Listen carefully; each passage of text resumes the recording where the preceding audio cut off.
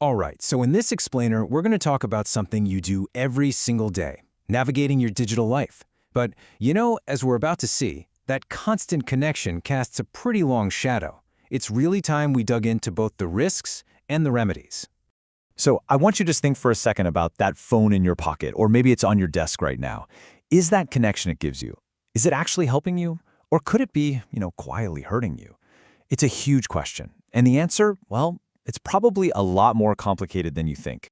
I mean, let's face it, right? Social media isn't just some tool we pick up and put down anymore. It's just part of our lives. It's how we keep up with friends, see what our family's up to, get the news. But that constant presence, that's where this fundamental tension starts to build.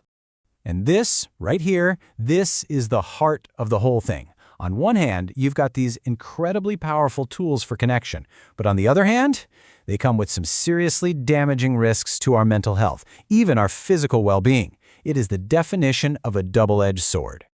Okay, so if we're going to use these platforms wisely, we have to be honest about the dangers. It's time to kind of step into those shadows and really take a look at what's going on behind the screen.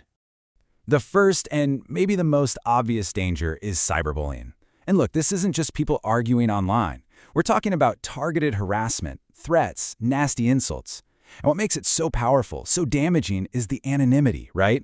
The person doing it can just hide behind a computer screen, so the attacks feel totally disconnected from any real-world consequences. And make no mistake, the wounds from this stuff are absolutely real.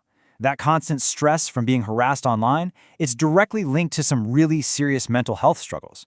We're talking about things like depression, anxiety, and just this nagging, persistent feeling that you're not good enough. But it goes beyond just personal attacks. There's this much wider danger: misinformation. And this quote, wow, it really hits home, doesn't it?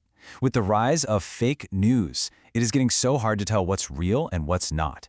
And that has huge consequences for every single one of us. And the effects are just corrosive. It's like a chain reaction, This flood of bad info creates a ton of confusion. That confusion naturally starts to wear away at our trust, not just in the news, but in other people. And once that trust is gone, well, that becomes the perfect breeding ground for negativity and division to just spread like wildfire, making the whole online world feel a lot more hostile. And then, of course, there's the issue of time. We've all been there, right? The endless scroll. You just pick up your phone for a second, and then you look up, and poof, an hour is gone. It's not just about lost productivity. It's that awful, nagging feeling of guilt that comes along with it.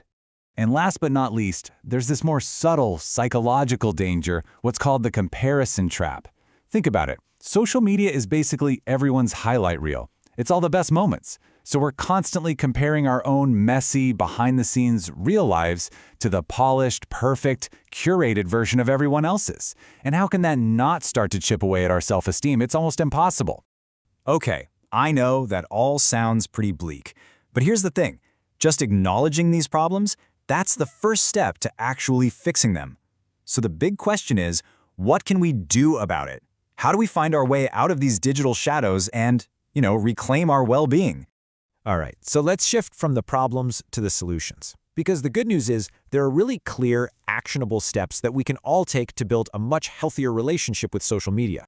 So here's a path forward, broken down into 3 main ideas. First up, be mindful. That means becoming an active consumer of information, not just a passive one. Question things. And also, think about the impact of what you're posting. Second, set boundaries. This is about you deciding when and how you engage, not letting the apps and all those notifications run your life. And finally, and this one is so important, we have to remember that it's just a platform. It is not a true reflection of real life. So when you take all these strategies and you put them together, they all point to one central, guiding principle that can really help us navigate this super complex digital world safely.